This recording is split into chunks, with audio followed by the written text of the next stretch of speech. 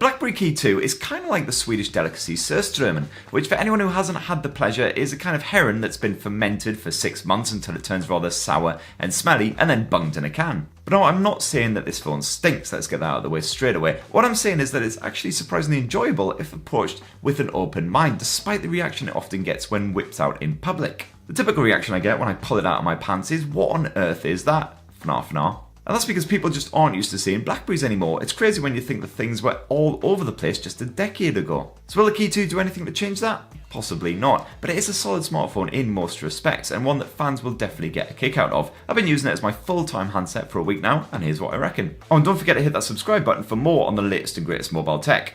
Or the beaver gets it. Design-wise, this latest berry isn't exactly a dramatic leap from last year's Key 1. There are a few little refinements here and there. It's slightly slimmer and a teensy bit lighter, but owners of last year's handset are probably going to be wondering why they should bother upgrading. But if you don't already have last year's Key 1 stashed in your shorts, then there's definitely a lot to like here.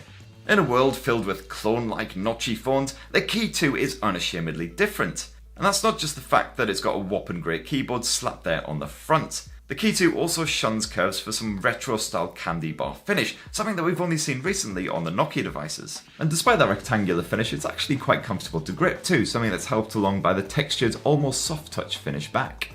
The fact that there's no glass all over the back end means that it doesn't immediately get coated in smudges as soon as you so much as look at the bloody thing. Although we don't recommend handling the Key 2 after eating a big bag of chips, as greasy stains are definitely still an issue. That aluminium frame stretches around the edges and the front of the device, and it gives the Key 2 a nice premium look and feel, but unfortunately after just 1 week of use I did notice a couple of teeny tiny little dents and scratches appearing on that surface, and a little bit concerning considering it's literally been a matter of days, and I haven't even dropped the damn thing. Now for some reason on the Key 2, BlackBerry decided to basically bodge all of the buttons over here on the right hand side. At first I thought this might actually cause a few problems trying to distinguish between the different keys. But thankfully the rough surfacing of that power key really does help, and after a couple of days a bit of muscle memory meant that I made no mistake when trying to turn the phone on or off. However, the return of the convenience key has been made more or less redundant by the BlackBerry Key 2's big new addition, which is the speed key down here in the bottom right corner. This basically allows you to do some insanely fast multitasking.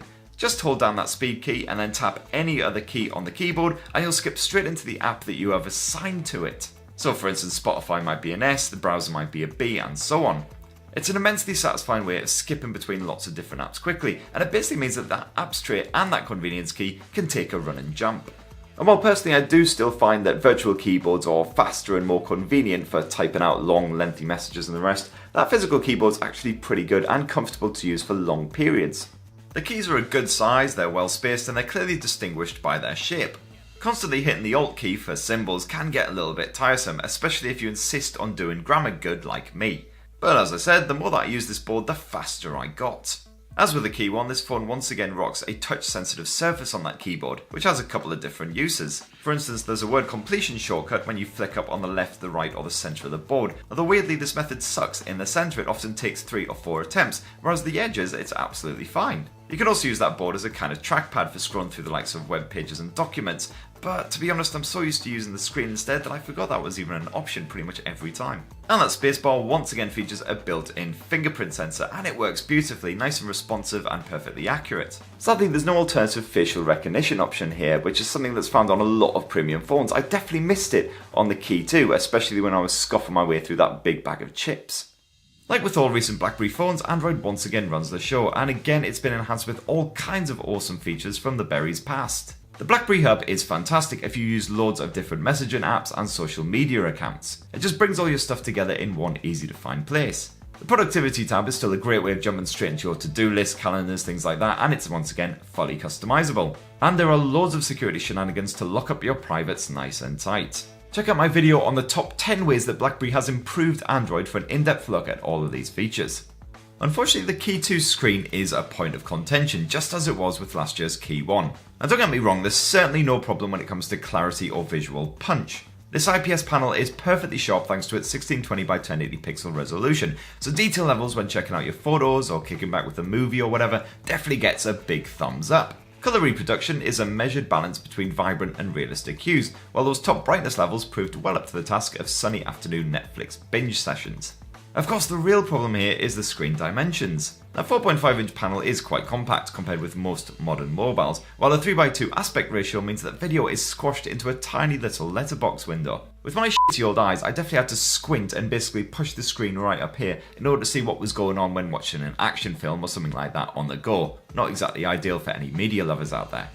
As a form of compensation, you do at least get plenty of storage packed in there, 64 or 128 gigabytes to be specific, and it's expandable via micro SD as well, up to a further 256 gigs. Although the Key 2 packs a premium price, it sadly uses the Snapdragon 660 chipset, and this is typically found on mid-range mobiles rather than more expensive handsets. It's a real shame as, for instance, the OnePlus 6 boasts a meaty Snapdragon 845 flagship platform for less cash. Now, the Key 2 still performs perfectly fine in everyday use. You'll see the occasional little stammer when loading up an app or something, and I also saw some slowdown when the phone got a bit hot. Definitely do not leave this thing on a table in the sun. That said, you can still play the latest games such as PUBG absolutely fine, although not quite on those top detail levels. Battery life definitely impresses a lot more. The Key 2's mighty 3500 mAh cell typically delivers a day and a half of quite intensive use, as long as you don't go absolutely mental with the camera and shoot a 2-hour Ultra HD movie about your cat's hilarious everyday exploits. And when you plug it in, it charges up pretty nippily too.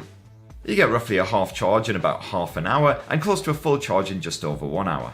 Last but not least, there's the camera tech. Now, this is the first dual lens BlackBerry snapper ever to be launched. You get a 12 megapixel primary lens with an f1.8 aperture, backed by a 12 megapixel secondary lens, this time with an f2.6 aperture. It's got dual PDAF for the autofocus, and you can shoot up to 4K resolution video. That's all the boring specky stuff, but is it actually any good? Well, I'm glad you asked. Go check out our full BlackBerry Key 2 camera review for an in-depth analysis and loads of photo and video samples. Now, in summary, the Key 2 is undoubtedly a unique bit of tech in a world full of notch-packing smartphone clones. It's very enjoyable and also easy to use thanks to BlackBerry's rather smart Android edition. Security-conscious users in particular will get a kick out of them. The strangely no facial unlock feature, the screen is a weird shape if you want to actually be watching any movies or video on the go, and the lack of premium performance is definitely a puzzler. And the Key 2 doesn't offer enough of an update over last year's Key 1 to make it an essential upgrade for existing owners. However, additions such as the speed key definitely get a hearty slap on the back from us. So in a nutshell is what I think of the BlackBerry Key 2 after using it as my full-time handset for a week. Let us know what you think in the comments down below. Be interested to hear your thoughts. Are you going to buy the Key 2? And if not, why not? And don't forget to give us a subscribe for more on the latest and greatest mobile tech. Thanks for watching, everyone. Love you. Bye.